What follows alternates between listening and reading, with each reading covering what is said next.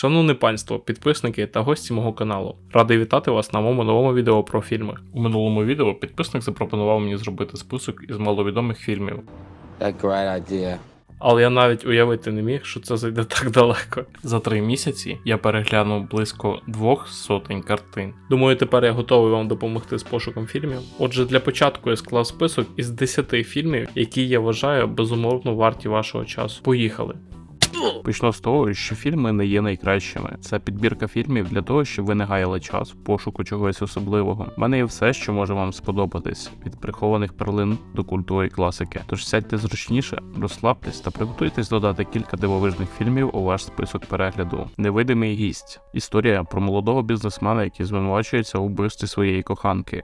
Натомість герой звертається до найкращої адвокатки в країні за допомогою, для того, щоб стати безнакарним в скоєному злочині. Протягом однієї ночі консультантка та її клієнт будуть працювати над тим, щоб знайти докази невинності героя та спасти його від тюрми. Чудова гра іспанських акторів та шикарний сюжет з неочікуваною розв'язкою історії не залишить вас осторонь. Радий представити вам цей іспанський детектив з хорошою грою акторів, дуже класним сюжетом і просто з неочікуваною кульмінацією в кінці.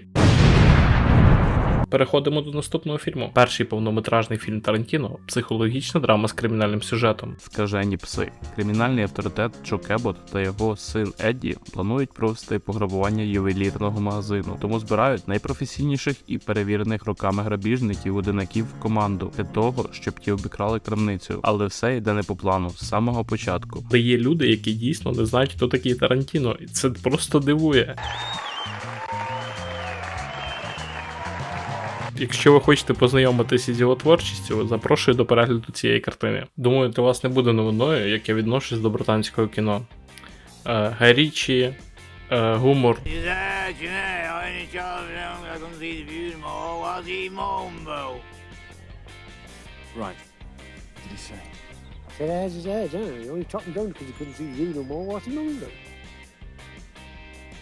What did he say? He said an edge is an edge. He only chopped it down because it fought his view. What's Rico moaning about?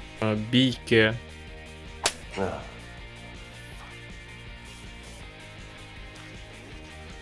Like this. Кримінал. This is one of them high power jobs, isn't it? Some bad news for you, John. What the fuck?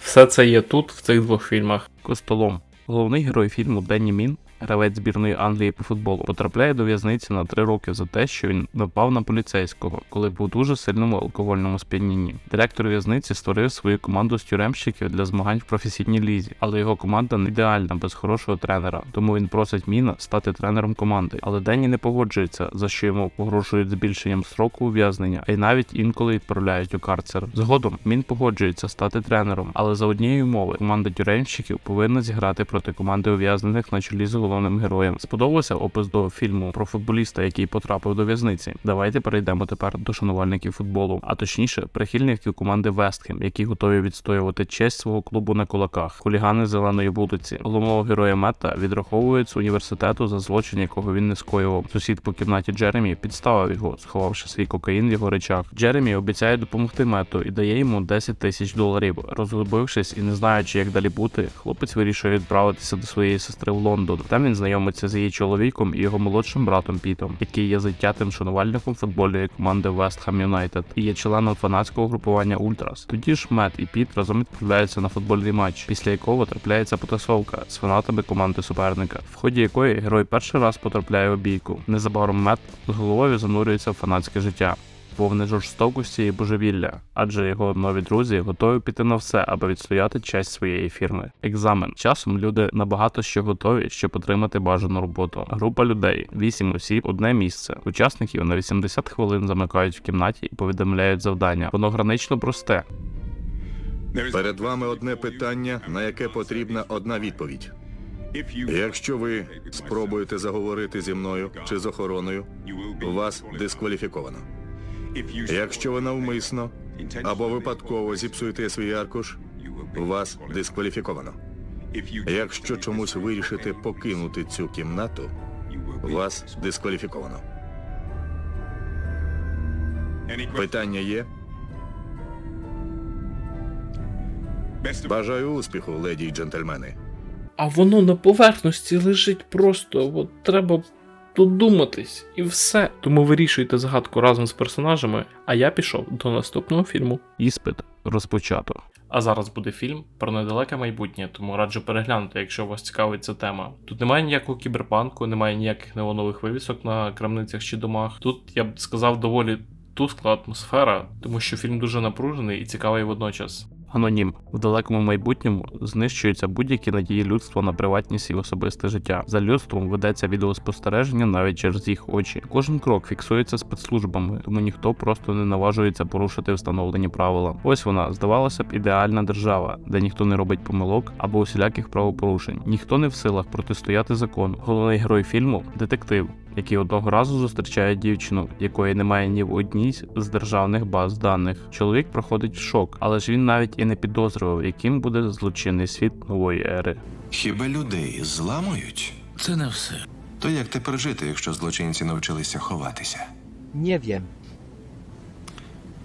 Це вам не психів ловити, чия провина і так очевидна.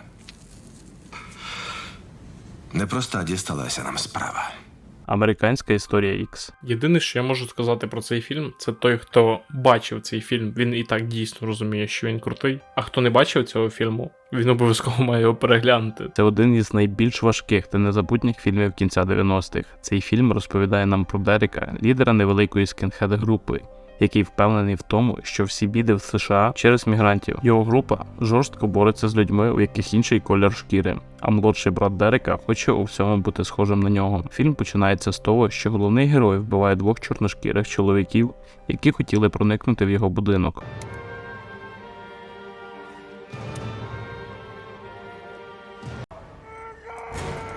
Ні!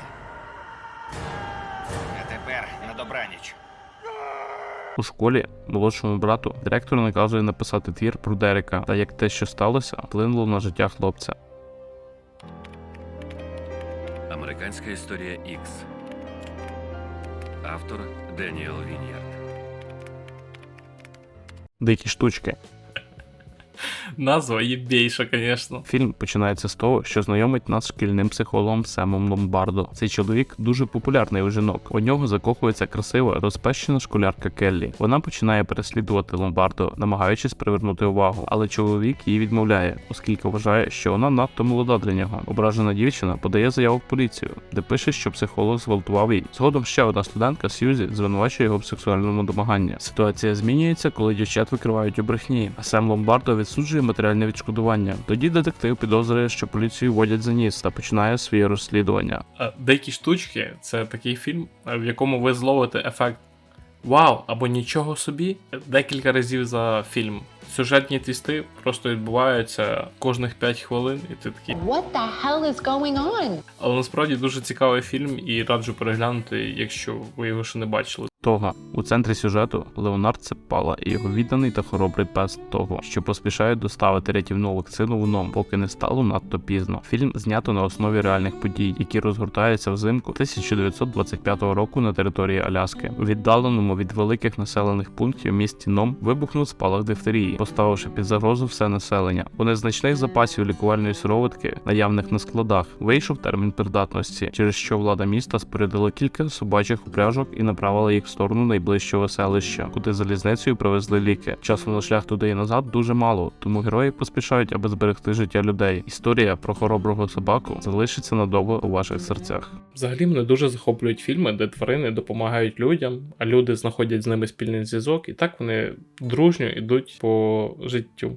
Раджу переглянути, навіть якщо у вас є діти. Дітям сподобається це цуценя, але знайте, що діти завжди хочуть собачку після того, як вони подивляться фільм з собачкою. Тому будьте готові до цього.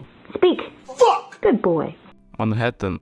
Дуже спокійний і ненав'язливий фільм. Думаю, вам таке сподобається. Чорно-біла палітра придає вишуканості цій картині, і її набагато приємніше дивитись саме так. Герой вирішує змінити своє життя на гірше, сам того не розуміючи. Він представник інтелігенції і телевізійний сценарист, якому порядком набридли нудні сірі будні і щоденна рутина. Чоловік хоче позбутися навіть свого кола спілкування. Він заводить новий скандальний роман, починаючи відносини із спокусливою коханкою друга. Що б він не робив, завжди починає брехати і обігрувати ситуації, ніби він тут ні при чому. Крім того, перед глядачем відкривається картина міста, вируючого життя. У цьому місці дуже своєрідна атмосфера, а під масками інтелігентів та інтелектуалів часто ховаються прості, бездарні, лицемірні і дурні люди. Однак головний герой робить для себе вельми незвичайні висновки. Він раптом приходить до розуміння того, що не дивлячись на присутність фальші і байдужості серед громадськості, люди заслуговують довіри. Отже, довіртесь мені і перегляньте цю картину. Можливо, хтось з вас впізнає себе в комусь секторі. Але цьому все. Сподіваюся, я допоміг вам обрати щось з цього списку. Не забувайте ставити лайк та підписатись на канал. Так я розумію, що вам подобається те, що я роблю.